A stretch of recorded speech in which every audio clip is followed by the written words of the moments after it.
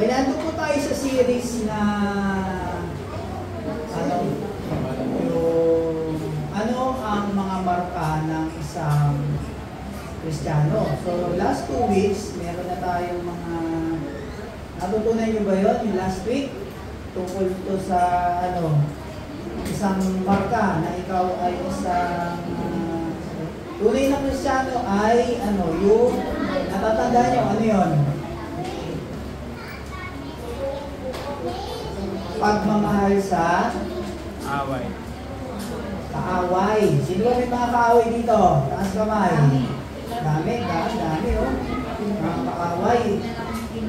So sabi doon sa pinag-aralan natin, para makita na ikaw ang isang tunay na Kristiyano ay mamahalin mo ang iyong kaaway. Actually, mahirap gawin yun. No? Mahirap gawin. Kaaway mo nga paano mo mamahalin? Kaaway mo yung biyanan mo, paano mo mamahalin? Kaaway mo yung manugang mo, kaaway mo yung marami kang kaaway. So, mahirap talaga magmahal. Pero, sinasabi ng Diyos diba? Mahalin mo ang iyong kaaway. Kung titingnan natin, si Jesus lang mismo, minahal niya yung kaaway niya. Diba? Nung habang pinapako siya sa krus, anong sinabi niya? Na, Ama, patawarin mo sila. Diba? Wala kang ginawa sa Jesus Puro milagro, puro pagpapagaling, buhay ng patay, pero pinapako pa rin siya. Kaya lang, hindi siya nagalit. Diba? Mas nagalit pa nga yung mga disciples niya Sabi ni John, tsaka ni James sabi nila dalawa, Lord, gusto mo magpadala kami ng kidlat mula sa langit. Diba? Kasi naiinis sila sa mga Pariseo. Pero si Jesus, diba? Pinako niya siya, sinakta na siya. Pero sabi niya, sa Diyos Ama, Panginoon, patawarin niyo po siya. Sila, dahil hindi nila alam yung kanilang ginagawa. Kasi totoo naman po yun, mga kapatid. Kapag galit ka sa isang tao, yung logic mo, yung pag-iisip mo na-affectuhan. Hindi mo na alam ano tama, mali. No? Parang addict yan Addiction. No? Hindi ko alam kung nakituro sa inyo itong week na ito sa Bible study yung pinag-aralan namin last Wednesday tungkol po sa addiction. Na kapag addict ka, yung pag-iisip mo na-affectuhan. Hindi lang addict sa dapuga.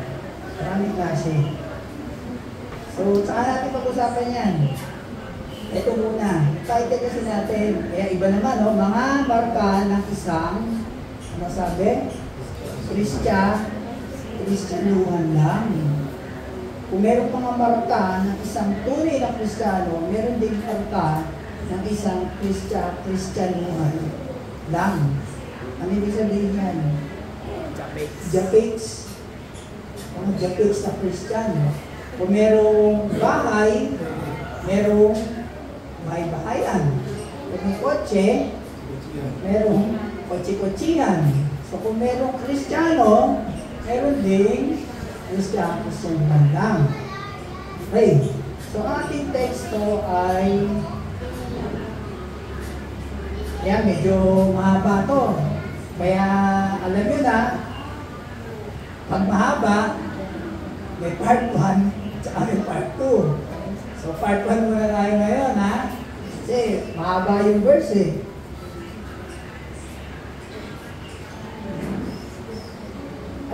Asan yung wala yung mismo verse? Ayan, ito. Medyo mahaba tingnan natin kung makakaya natin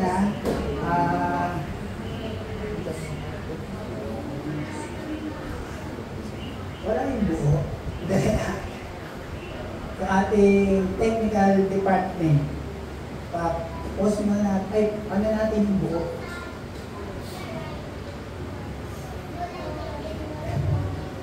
Hindi, yung buong verse, yung buong chapter.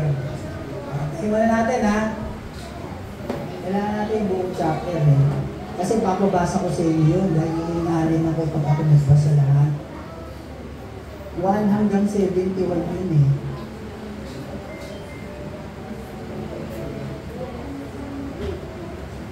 Tandaan po natin, so habang piniprepare po yun ha, na sa isang pagtitipon, di ba kahit dito sa atin, ayoko man sabihin, huwag kayong magagalit sa akin ha, kasi talagang kailangan kasi natin pag-aralan to. Bakit? Kasi para malaman natin sa sarili natin kung isa ba tayo dyan. Kung kasama ba ako dyan sa pag-aaralan na yan, isa ba ako doon sa ganung tao? Diba? Kasi mga kapatid, kahit sa church kayo pumunta, meron at meron po talaga ganyan. Sa ayaw man natin sa gusto, kahit dito po sa atin, merong ganyan na japits. Tingnan mo yung katabi mo? Tingnan mo yung katabi mo? Tingnan mo. Tingin mo, japits ba yan tunay? Ha? Tingnan mo. Genuine ba yan? O kunwari lang? Diba? So ito po yun. Basahin po natin yung isa, yung buong chapter ha. Yun na Tagalog para lahat po ay maintindihan.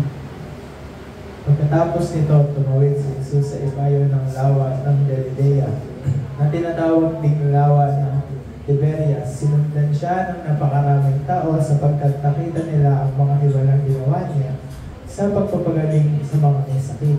Umakyat si Jesus sa bundok kasama ang kanyang mga alagad at naupo roon. Noon ay malapit na ang Pasko ng mga Hudyo. Tumanaw si Jesus at nang makita niyang dumarating ang napakaraming tao, tinanong niya si Felipe, saan kaya tayo makakabili ng tinapay upang makakain ang mga taong ito? Sinabi niya iyon upang subukan si Felipe, sapagkat alam na niya ang kanyang gagawin. Sumagot naman si Felipe, kahit na po halagang 200 saraping pilak ng tinapay ay di sasapat para makakain sila ng tig-kakaunti. Sinabi ni Andres na isa sa kanyang mga alagad at kapatid ni Simon Pedro, meron po tayo rito isang batang lalaki na may dalang 5 tinapay na may sebada at 2 isda. Subalit sasapat kaya ang mga ito? Paupuin ninyo ang mga tao, sabi ni Jesus. Madamo sa lugar na iyon, umupo nga ang mga tao sa kanila. Sa kanila'y may humigit kumulang sa 5,000 ang mga lalaki. Kinuha ni Jesus ang tinapay at matapos magpasalamat sa Diyos ay ipinamahagi iyon sa mga taong nakaupo. Gayon din ang ginawa niya sa mga isda. Nakakain ang lahat at nabusog. Nang makakain na ang mga tao, sinabi ni Jesus sa mga alagad, ipunin ninyo ang lumabis ng hindi masayang. Ganon nga ang ginawa nila at nakapuno sila ng 12 kain mula sa 5 tinapay na sebada.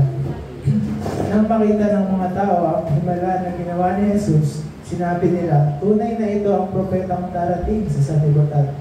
Napansin ni Jesus na lalapitan siya ng mga tao at pipilitin siyang gawing hari.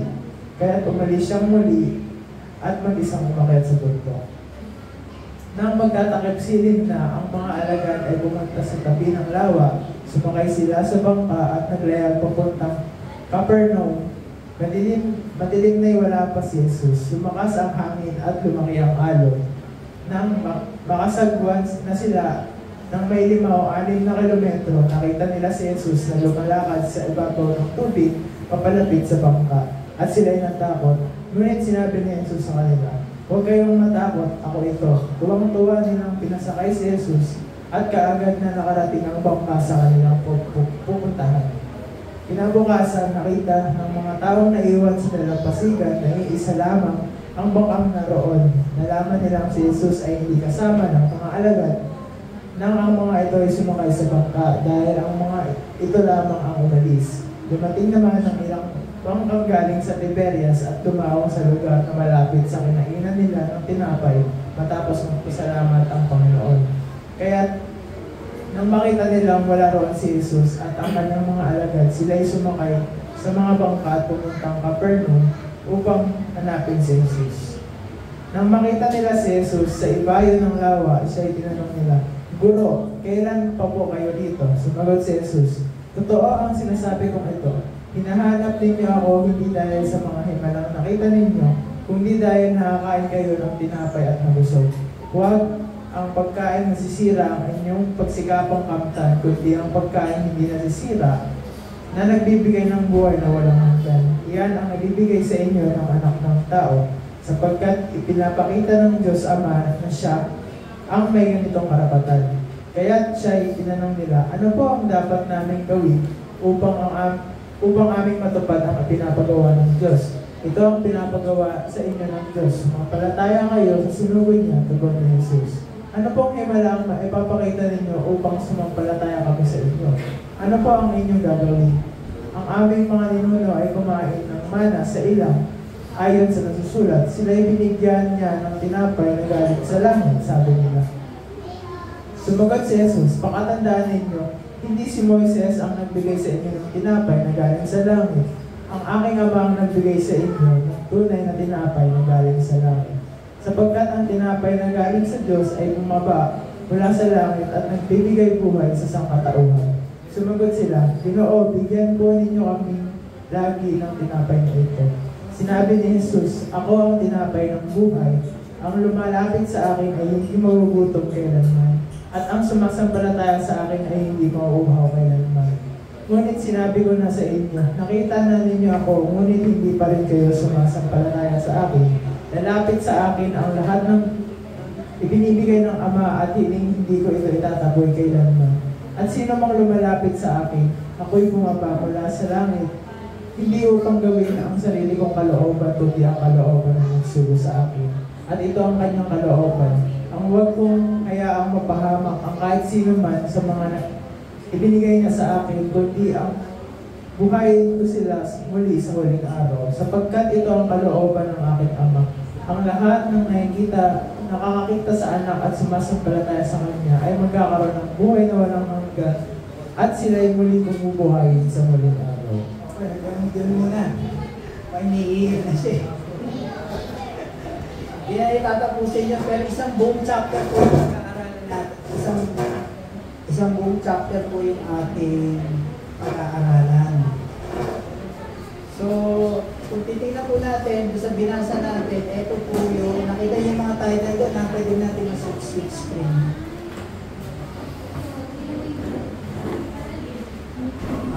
Pwede, ito po yung, ang nagsulat po nitong binasa natin na chapter ay si Apostol Juan. Kung makikita po natin, apat po yung gospel, di ba? May Mateo, may Marcos, may Lucas, saka may Juan.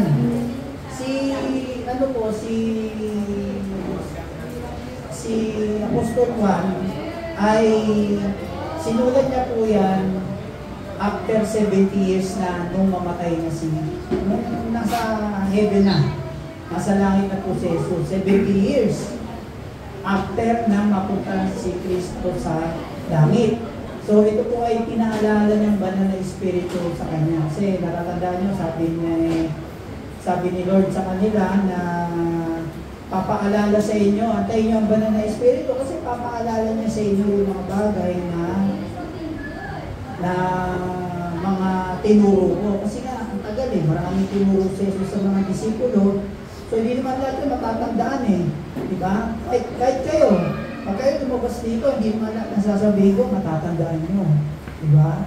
Pero sila, nasabi nga ng Diyos, ay ang Holy Spirit ang magpapaalala. So pinaalala ng Holy Spirit yan, kay Juan, 70 years na.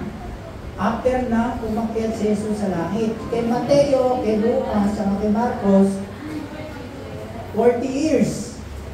So, ibig sabihin, nauna ang ikwento ni Mateo, ni Marcos, at saka ni Lucas. Nakaano yun? Specify. Specific yung pagkakakwento nila. Pag binasa niyo po yung tatlong libro na yan, talagang detalyado. Si Juan, nilagpasan niya lahat yan. Sinyortat na niya. Kasi sabi niya, bahala na sila.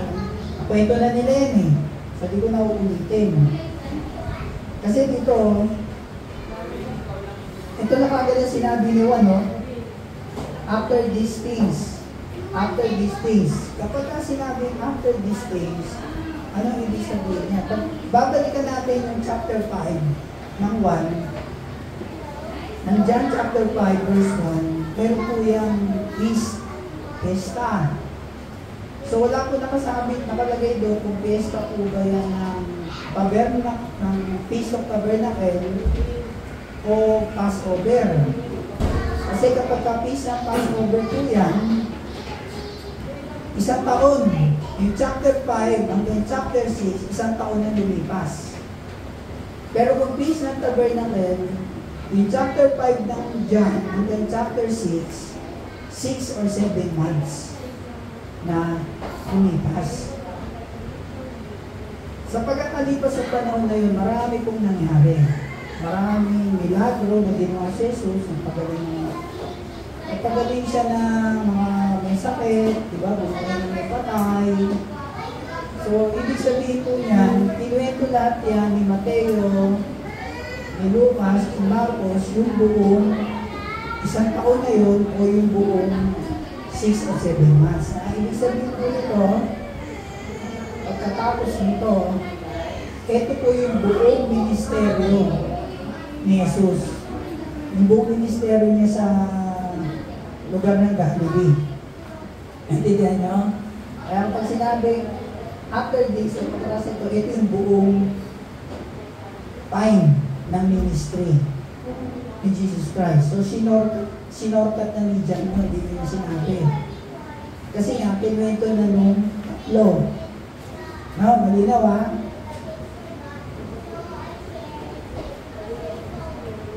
So, ang una, ng marka ng isa Kristyanuhan lang ay ito. Siya ay naaakit sa karamihan. Ano ba yun? Ano ibig sabihin yan? Okay ba natin yung 1 to ano? Yung mula lang, wala nang gamit ng kayo. Yung masusunod. Yung mismo chapter. Hindi ako ng pasensya sa ating technical kasi hindi ko nabigyan ng instruction eh. Sabi daw siya ay naaakit sa karamihan. Bakit? Kasi sa una, a large crowd was following him because they were watching the signs which he was performing those who were sick. Sinundan siya na napakaraming tao sapagkat nakita nila ang himala sa pagpapagaling niya sa may sakit. Naakit ang isang Kristyanuhan lang ay naakit lang siya. Kumbaga sumasabay lang siya sa agos. Uy, ang daming tao. Anong meron kaya doon? Tara, puntaan natin.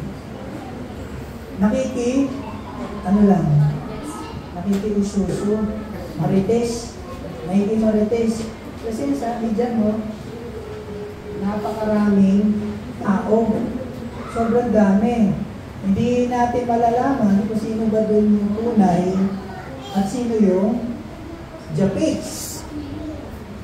Hindi natin malalaman sino yung nakikisyoso lang at sino talaga yung gustong makinig.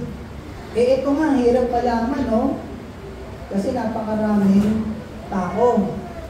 Dito kaya sa atin, madali kayang malaman. Lahat kayo nakatingin dito. So, hindi ko alam kung sino yung nakakaintindi ng sinasabi ko. Diba? Hindi ko masasabi. Kasi hindi naman ako Diyos. Actually, kayo lang ang nakakaalam yan. Kahit sila lang din nakakaalam. Pero si Jesus, Diyos siya, alam niya kung sino lang yung nakikinig at sino lang yung nananalig at naniniwala sa Kanya. Kasi, pagdating sa verse 66, ito yung verse 66,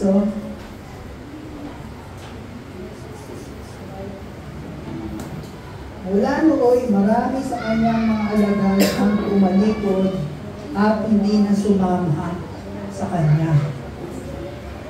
So mismo si Jesus, alam niya kung sino lang yung mga tunay na So, sasama sa Kanya, tunay na naniniwala sa Kanya. Hindi lang po si Jesus yan, maski kay Pablo, nasa pang 2 Timothy, sinabi rin ni Pablo na siya rin mismo, iniwan siya ng mga kapwa niya mga mananampalataya sa Asia. So, hindi sabihin, hindi na si Jesus, hindi na si Pablo, ang mga iniwan ng mga tao, kundi maski ikaw, maski yung mga sinisiran mo, maaaring iwan ka rin yan. Dito sa church, ganun din. Maaaring yung mga katabi mo, sa susunod na linggo, hindi mo na makita. Mawawala na. Diba? So, doon natin malalaman kung sino talaga yung tunay at hindi, at yung Japes. So, ito yung mga tao na naaakit lang sa karamihan. Nadadala lang. Diba? Parang merong mga, dati may mga krusada noong araw, 1980s, 1990s, sa Luneta. Merong mga tumatayo doon na nagpipreach. Maraming tao yan, puno. Kasi, nung time na, kahit ngayon, yung time na yun, ang Kristiyano, pag sinabi mo ikaw kay Kristiyano, kailangan parang ikaw ay in. No? Ikaw ay in sa society. Walang persecution. Pag sinabing Christian, parang masarap pakinggan. Parang cool. Ay, Christian ako. Cool. Oh, you're cool. Diba? Pero, walang mga persecution. So, parang Kristiyano, ang salitang ako ay isang Kristiyano, o mga palataya, ito ay isang ano lang, ano ba yung Tagalog ng fad? Uso. Parang uso lang. Uso lang sa panahon ngayon na ikaw ay maging Christian. Pag kami nakausap ka, sabihin, Christian ako, brother. Ay, ako rin, brother, si Christian din ako. Umatid ako ng church, linggo-linggo. Pero, makita mo sa bahay, kaaway lang. Makita mo sa opisina, hindi nagtatayin ng tama. Makita mo sa trabaho, wala, laging late. Diba? Pero pagkausap niya, uy, talaga, Christian ko rin, Christian din ako eh. Nakakapaniwala na kayo, pero hindi mo na alam kung totoo nga siya. Hindi. Ay kasi ito pag-aaralan natin, sukatan ko sa atin kung isa ba tayo dito. So ang una ay siya ay naakit sa karamihan.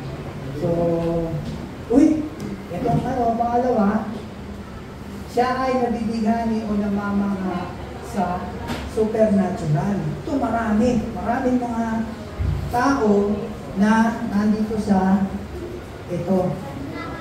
sa pangalawa. Kasi, punta tayo doon, merong nagpapagaling. Parang sinabi kanina ni Ate JP. Padre Damaso, pumunta tayo. Padre Damaso. Nakarecord tayo Padre Damaso. Punta tayo doon. Kasi, nagpapagaling yun. So, mga tao, dahil diba, nakita natin, may mga nagtitestimonya. Pinagaling ako ni Padre Damaso, ni Gumbursa, ganyan. O ikaw, pumunta ka rin doon. Kasi nga, tingnan ko nga rin. O ngayon, ikaw, na ganun din. May ubo ka, nawala ubo mo. No? Nawala ang ulo mo. May sakit ang ulo mo, nawala sakit ang ulo mo. O ikaw ngayon, mga na. Totoo nga pala ito. Nagpagaling. Nakapagpagaling. Kasama ko nga yung mga may cancer sa amin. Para mayapang na ni Padre Damaso. No? Para baka sila rin bumalik. Kasi ako gumaling sakit ng ulo ko Hello, sakit na ulo lang yun. Ito cancer. No? Kaya namamanga itong mga taong to sa supernatural.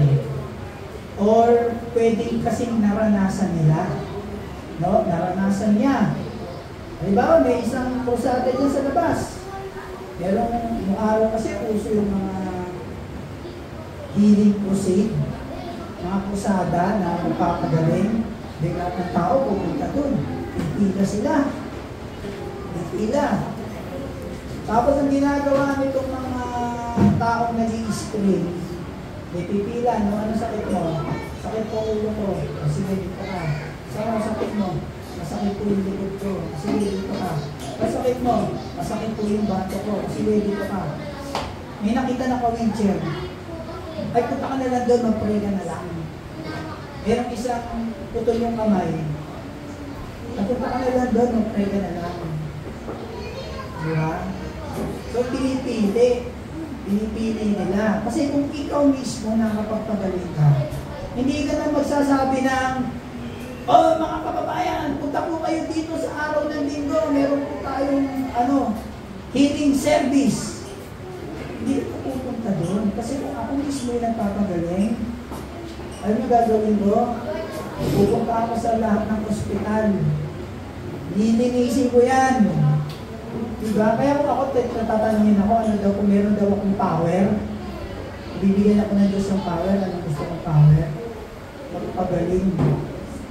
Kasi, pagsasarahin natin ng ospital, malulugi yan, masasara kasi walang pasyente. Kasi lahat magaling. Para si Jesus, yan ang ginawa niya, mga kapatid. Sa buong ministeryo niya, tinanggal niya ang lahat ng sakit sa lugar ng Galilee. Kasi pinagaling niya lahat. Sabi ni Matthew, pinagaling niya lahat.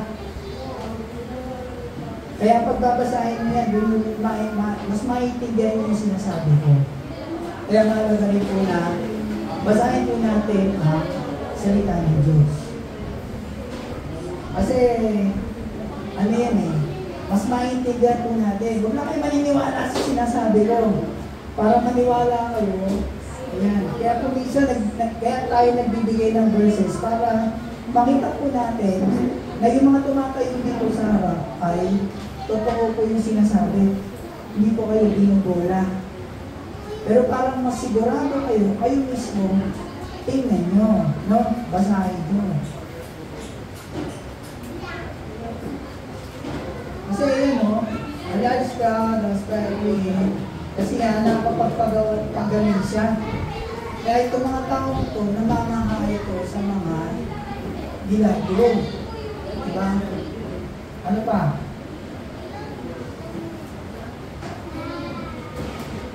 Pangatlo, iniisip niya lamang ang mga bagay sa lupa o sa mundo.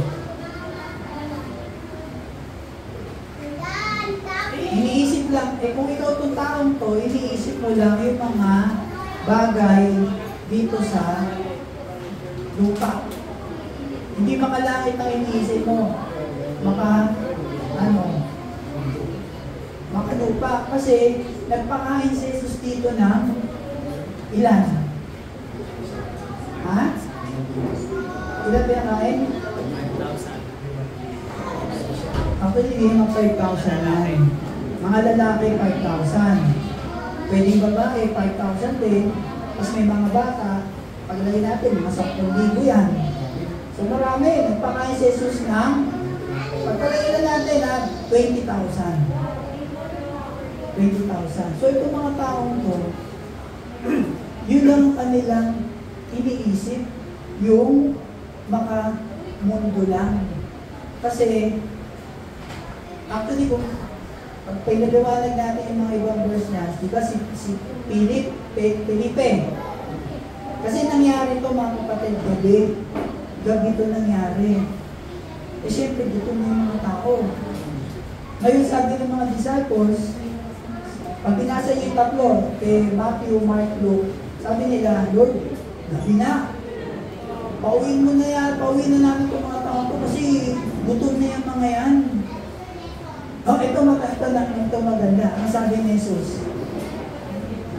Basta basahin niyo yan ha. Sabi niya, pakainin niyo yan. Pakainin. Pakainin nila 20,000. Okay, sabi ni Felipe, Lord, kahit isang buong sahod, hindi ka halos hindi kaya yan. Hindi natin mapakain yan. Di ba sabi dito kanina, sinabi ng Panginoon niya para subukin. Para subukin si Felipe. Kasi alam na ng Diyos kung ano yung gagawin niya ng Diyos. At alam na rin ng Diyos kung ano yung isasagot ni Felipe. So ano yung sinusubok ng Diyos kay Felipe? Yung kanyang pananampalataya. Kung ano isasagot niya. Bagsak siya. Kasi sabi niya, Lord, kahit isang buong sao, di natin makapakain to. Pero, dapat ba, tingin nyo ba, na sana naisip man ni Felipe na, si Jesus kaya niyang gumawa ng milagro. Tingin nyo ba, may isip na yun? Tingin nyo, may isip na yun? Ha? Ano naman? Hindi? Dapat maisip niya yun. Bakit? Ilang taon na nilang kasama si Jesus dyan?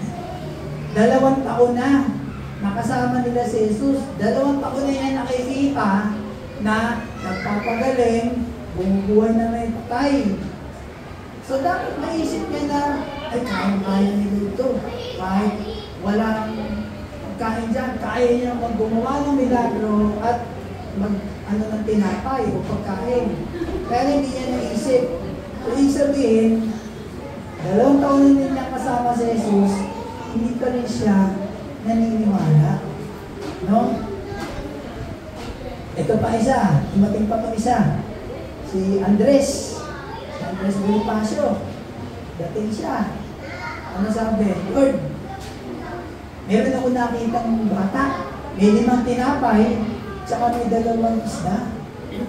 Alam niyo dati, ang nung tinuturo ko sa amin, ang sinasabi ko sa turo, mas meron pa daw faith, may mas pananampalataya pa daw si Andres kaysa kay Felipe.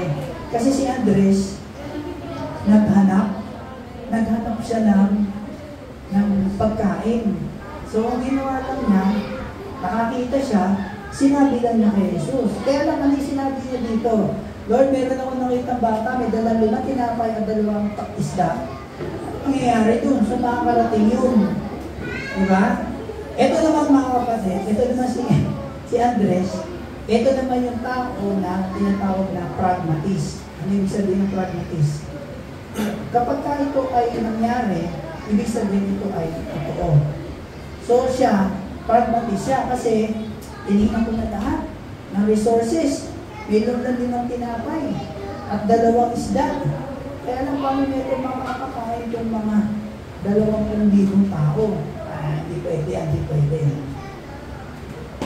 So naghanap na siya, kaya lang ang nasa isip niya, saan makakarating ko? So wala pa rin yung kanyang faith. Bagsak pa rin siya. Nagigets nyo?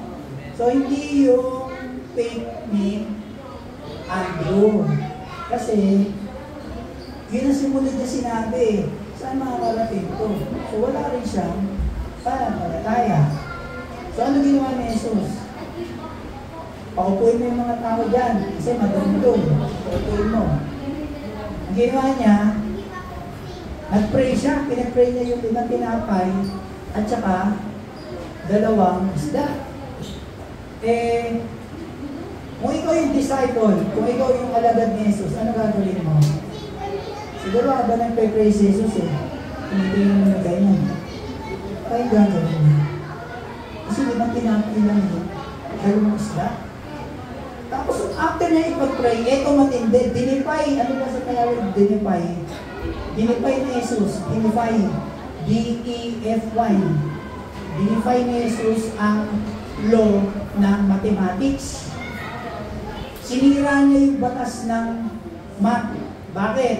Ikaw ba naman di mo tinapay, i-distribute mo sa 12? 2 isda, i-distribute mo sa 12? Ano nangyari yun?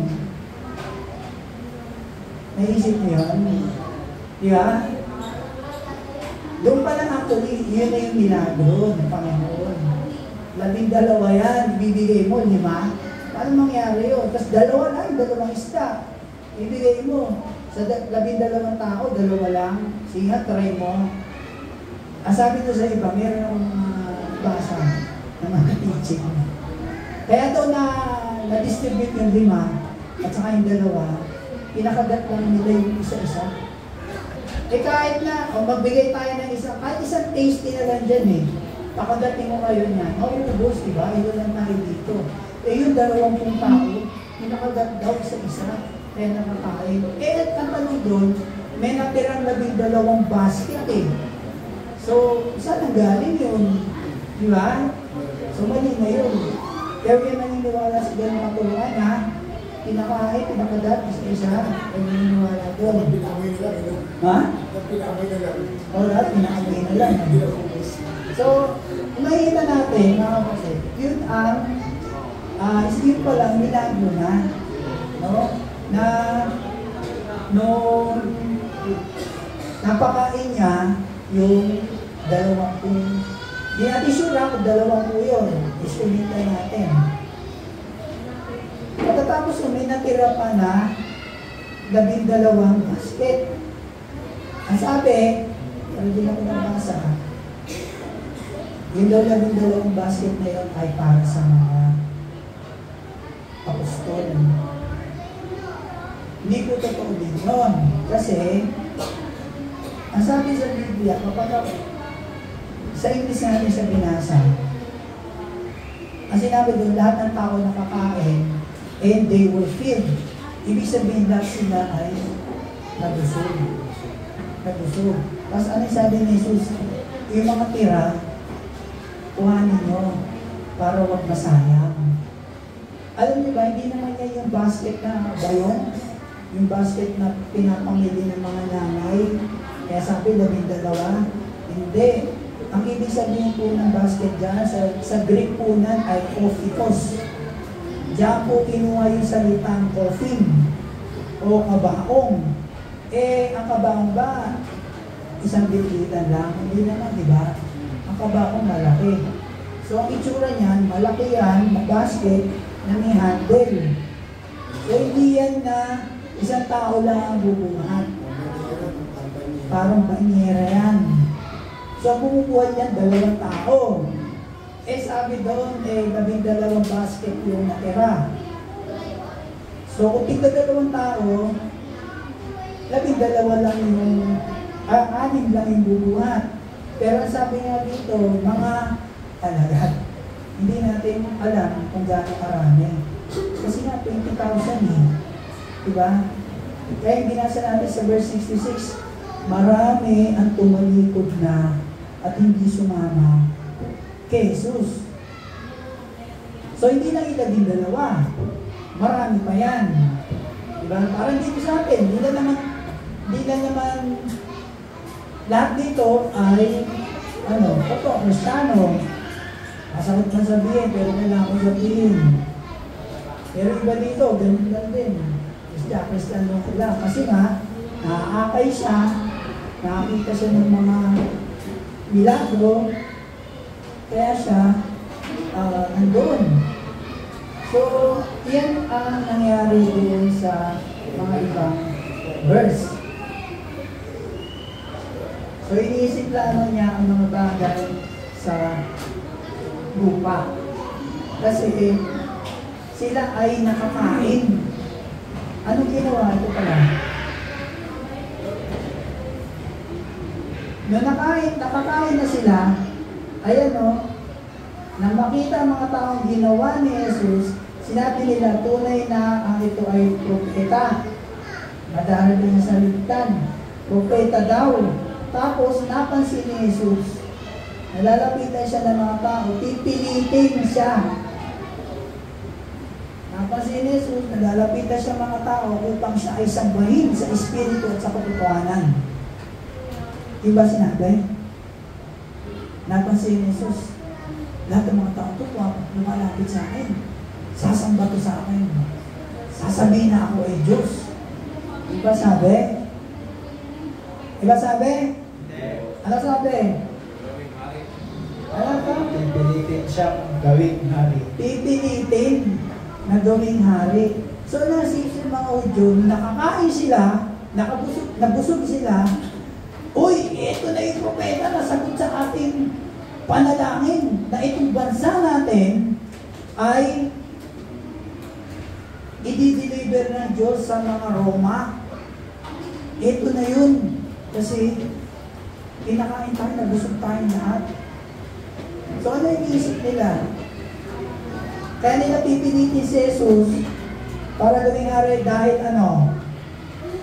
Dahil sila ay nakatanggap ng libreng pagkain. No? O, di na tayo lalayo. Kahit dito sa atin, may pumupunta dito tuwing linggo kasi may pagkain dun. Ang sakit naman. Parang ako yun ah. Kaya nagpupunta dito sa church kasi meron pa kape. Hindi ako natagahan ngayon. Pupunta ako dun, atid ako para kapag-agahan ako. O. Natahimik na kayo. Mga kapatid, sabi ko nga, kailangan natin pag-aralan to. Kasi ito ang batayan sa sarili mo. Kung ikaw ay ganyan, japix ka o hindi. Naigis nyo? So, ganyan, baka mundo lang yung iniisip nila. Makakakain na. Makakakain ako. Nabusog ako. Yun ang ano nila eh. Bakit? Bakit ito sinabi na at tinitingnan nila yung makamundo? Kasi diba yung pagdating nila sa kabilang ibayo, ano sabi nila? Hindi nila kilala si Jesus eh. Ano sinabi? Ba't ka nandito? Eh nung gabi nandun ka, ngayon nandito ka na. Diba binasa nyo kanina? Diba ang ginagawa mo rito? Kumbaga, wala kang paggalang, no? Actually, si Jesus dyan, inabuso nila. Inabuso nila kasi gusto nila, ay nakala. Ito pa rin, magbibigay pala ng pagkain to kasi panahon ngayon mga kapatid. Kaya sinabi ni Jesus na itabi para walang masayang. Ang pagkain ng panahon nila, napakahirap. Kailangan mo magtrabaho para ka kumain. Yun lang, kailangan magtrabaho para kumain. Yun ang kahalagahan ng pagkain sa kanila. Kaya mismo si Jesus, sinabi niya, itabi niyo yung sobra para ba masayang. Mismo si Jesus, alam niya ang kahalagahan ng pagkain. O ano naman tinuturo sa atin ngayon yan? Huwag tayo magsaya ng pagkain. Diba? Yung isang butil ng bigas na mailan sa plato mo, pag samasamahin natin yan, ilang tao lang din na makakakain yan. E pero ako ng pagkain. Tapos itong chapter na to, maraming lesson yan eh. Pero ito lang yung kailangan muna natin ibigyan ng pansin. Kasi nga, maraming mga tao sa church na nakikita mo, kala mo totoo, pero pagka tunay na buhay pala niyan, hindi. Kaya, yan ang isang tinitingnan ng mga taong to. Yung mga makabundo na mga bagay. Kasi sila ay nabusog. Kaya lang ginawa nila, pipilitin nila. Uli na natin to, gawin na natin hari to. Kasi libre na yung pagkain natin eh. Gusto lahat libre? Sino ba dito lahat gusto libre? Ako lang. Diba masarap kumain pag libre? No? Ano masarap kumain? Libre o ikaw magbabayad? Libre, di ba? So kayo to? Opo. Kayo. So sila kasi ganun. Kaya gusto nilang gawing hari, hindi para sambahin si Jesus. Kasi kaya nila gusto gawing hari para si Jesus siya magbigay ng pagkain sa kanila. Hindi na tayo kailangan magtrabaho, hindi na natin pag ginagawa sila ng alak, ginagawa nila, ang tawag dito, ini-stamp nila yung grapes, tinatapakan nila para yung katas lumabas. So maraming trabaho. Ito na lang gawin natin, Hari, hindi na tayo magtatrabaho. Di ba? Ganun pa tamad. Kayo ba tamad? Ha?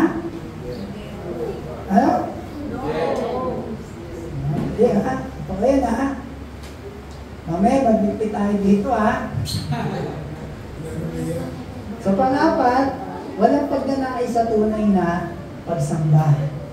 Ito yung mga to. Isa to, wala talaga nais sa tunay na pagsamba. Yung pagka nagkakanta na tayo, yung kanta natin, masaya.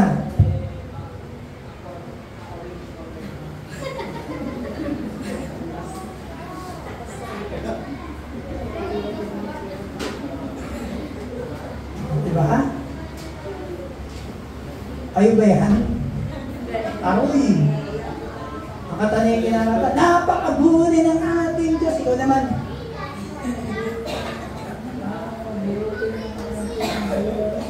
Kaya biga nga, ganyan lang eh.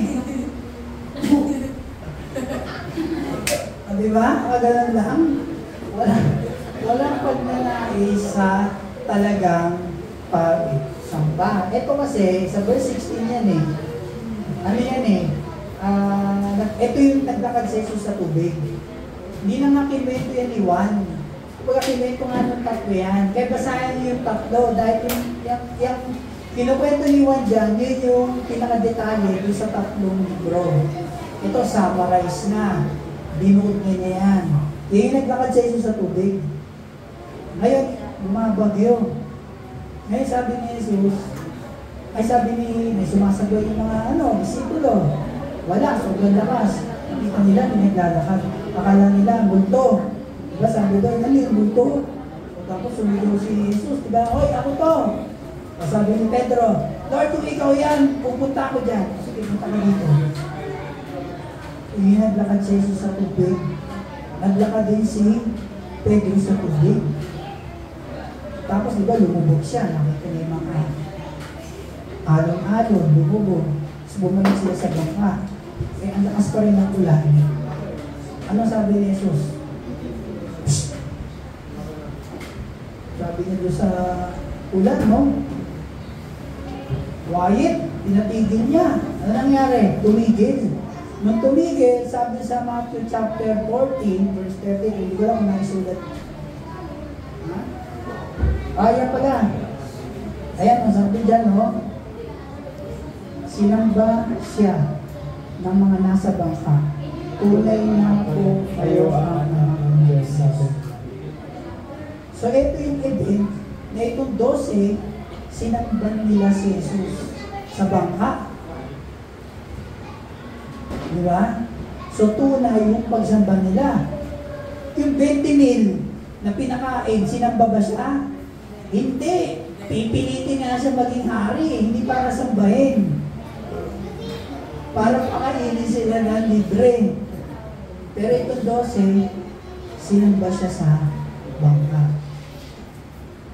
Kaya dito sa atin, sino ba sa atin ang tunay na sumasamba sa Diyos? Meron mga iba kasi, tulad ng kinanta natin kanina. Dati, pag kinakanta natin yung huling song, yung I worship you, diba? Pag nasa chorus na, I worship you, ako minsan, pag gagano na ako. Kasi bakit? Actually, hindi naman ako din sa lyrics na naiiyak. Naiiyak ako dun sa tono. Kaya pagka naano ko yan, ganyan na ako, tapos yung balahibo ko tumataas na. Mga kapatid, huwag natin i-confuse yung tunay na worship sa emosyon. Walang masamang maging emosyonado ka, diba? Pero ang tanong kasi doon, saan ka nagiging emosyonal? Sa Diyos ba? Gusto mo siya sambahin? Alam mo kung sino siya? Gusto mo siya sabihin na, Lord, ikaw ang Diyos ko. Ikaw ang tagapagligtas ko. Ikaw ang nagpuprovide sa akin. Kasi mga problema ko, nandiyan ka. Ganun ka ba ka-emosyonal? O ang ganda ng tunog? Ang ganda ng instrumento, nakaka-touch, ano? Ano yan, nakakaramdam? Nakaka-inlove, diba? Parang meron kayong kanta na, di ba pag meron tayo mga kanta na, halimbawa, ikaw ay binili ka ng girlfriend mo, kaya boyfriend mo, no? Narinig mo yung kanta ni April Boy, di ko kayang tanggapin na mga, di pag narinig mo ngayon, maalala mo yung salita mo. O, diba? So, ganyan din yan. Actually, sa worship, ang nakakapagpataas ng emosyon ng tao, instrumento, lalo na yung drums. Pagka umalo na yung drums, tapos biglang gano'n ang gitara. Yung drums, gano'n. Ikaw nakapikit ang gano'n, gaganyan ka na. Gano'n panginginig na to. Kasi nagaganda ka na sa tunog, maakyat na yung emosyon mo. Sabay pag kinata, gano'n na kasi narinig mo yung buhay yung tunog. Hindi doon sa lyrics, hindi doon sa salita. Diba pag ano yung kaya, when I look into your holiness, when I gaze upon your loveliness, then all things that surrounds become shadows in the light of you. Pag narinig mo yun, pag binabagit mo, naiintindihan mo yun, namamangha ka sa Diyos. Pwede kang maging emotional. Pero hindi ibig sabihin na kailangan kang magnangawa dyan at kailangan mo maramdaman ka na parang kinukuryente ka. Magaganon ka para masabi ng tao, uy, pagkatabi ko, grabe ng worship ko. Talagang, ganon. Diba?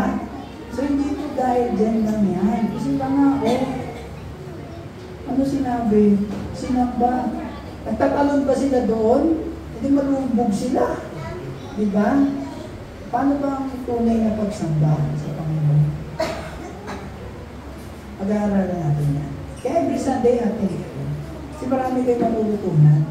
At ito, inaral ko ito, talagang grabe na yung natutunan ko dito eh. Kasi, maski ako, sinabi ko na, isa pa ako dyan. So, yung number 1, hindi mo ako ganon. Kayo, number 1, ganon kayo? Marami number 2. No? Tsaka yung number 3. Yung nga, kasi nga, nakakain. Kasi nga, nabigyan ng ganito. So, yung marami. Ano pa? Yung muli. Last na to. Siya ay naghahanap ng pansarili pakinabang. Kaya ako pumupunta dyan, kaya ako sumasama sa mga ganyan, kasi meron ako napapakinabangan. Sila, ano nang pakinabangan nila? Kasi nung after nila kumain ng gabi, umalis yung disipulo, si Jesus din, wala na rin. Anong ginawa nila? Nakita nila, sabi ko sa binasa natin, nakita nila yung mga disipulo lang umalis at punta sa kabila ibayo. Hindi nila nakita si Jesus. Kaya nang pagdating doon, sinundan nila. Sinundan nila yung mga disipulo. Hindi nila makita si Jesus. Pagdating doon, nakita nila si Jesus, ano sabi? Lord, kailan ka pa nandito? Di ba? Bastos. Lord, kailan ka pa nandito? Doon sabi ng mga tao. No? Kaya nga sabi ko kanina, si Jesus dyan, inabuso nila. Kaya hinahanap nila yung pansarili lang nila. Nakinabang sila. Kaya nila hinahanap kasi nabusog sila ng gabi. Nagpunta nila sa kabilang ibayo. Nagsagwan sila. So yung calories nila nasulog na. Pagutom na ulit kami. Umaga na. O din yung nakita nila si Jesus, Lord, kailan ka pa nandito? Umaga na. Di ba kami nag-aagahan? Actually, yun talaga ang gusto nila sabihin.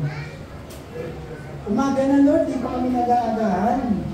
Pinakain mo kami kagabi lang. Diba? So, inabuso nila si Jesus. Ano nila? Gusto na nilang masatisfy yung sarili nila. Kasi nakatikim sila ng libreng pagkain. Oh. Kaya ano sabi? Kaya nang makita nila ang makalaroon si Jesus at ang kanyang mga alagad, sila'y sumakay ng mga bangka at pumunta sa Capernaum upang hanapin si Jesus. Nang makita nila si Jesus sa ibayan ng lawa, siya'y tinanong nila, "Guro, kailan pa kayo narito?"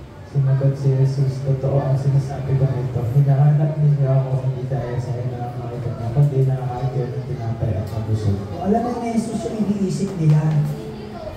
Kaya sabi niya, "Hindi mo kayo nandito para sambahin ako eh. Nandito kayo kasi kayo nabusog kagabi. Gusto niyo ulit kumain. Di ako ulit magbibigay ng pagkain sa inyo." Yan ang sinabi niya. Kaya, ito mga ganitong klase ng mga tao ay, yan ang mga, hindi natin tutuloy ito, next week na yan. Kasi, meron pang iba yan eh. So, hanggang dito lang muna tayo. So, marami yan. So, una, tingnan nyo muna kung isa kayo dito. Ikaw ba ay naakit sa karamihan? Kumbaga, nakikita mo ba na, uy, maraming pupunta doon sa church ngayon. Pupunta nga rin ako. At tingnan ko, ano meron doon? O ikaw din yung nabibigyan sa o namang sa mga supernatural. Uy, yung isang tao doon, pinag-pray, gumaling. Pupunta nga rin ako doon, baka sakaling gumaling din ako. Diba? Pangatlo, iniisip niya lamang yung mga bagay sa lupa. Makakain ako dyan, hindi ako magugutom. Pagka pala, sasama ko dyan sa grupo na yan. Walang pagnanasa sa tunay na pagsamba. Ito, talaga to. Kasi hindi niya alam paano sumamba sa Diyos eh. Basta ako, pupunta ako doon, makakakain ako, mabubusog ako. Palima, siya ay naghanap ng pasariling pakinabang. Pupunta ako doon kasi nga, yan nga, busog na ako. Nakakain ako doon. Nabibigyan ako ng pera. Kasi alam nila, wala akong pangkain. Bibigyan ako ng pera para sa isang linggo kasi para maka-attend ako dahil alam nila, wala akong pamasahe. Diba? Aruy! Nakapatid kailangan po natin arahan ito. Kasi sabi nga sa pag-aaral natin, last 2 weeks, ang nais po namin, mato namin kayo lahat, mahal tayo ng Diyos. Ang nais natin ay lahat tayo pag nandun na tayo sa langit, magkita-kita tayo doon. No? Mamaya, kita ko pagdating sa langit. Nasaan na si Ace? Bakit wala? Kasi doon kasi, yung mga tao sa impyerno, makikita nyo yun. So pagtingin mo gano'n, naku, yung mga mahal sa buhay, nandito. Kaya nga tanong ko na, di ba? Pag ikaw nasa langit, mahal sa buhay mo nasa impyerno, matutuwa ka ba o malulungkot? Hindi ko natin yung pag-aaralan yun. Tsaka na natin sasagutin. Yun. Kaya nais po namin na lahat tayo makita-kita doon. Kaya ito po, pag nilay-ilaya natin. Pag uwi natin, una nyo ng picture, pag nilay-ilaya natin, pasahan yan buong chapter na yan, para malaman po natin kung tayo ba ay isa dyan o tayo ay isa tunay na mananampalataya. Ayun.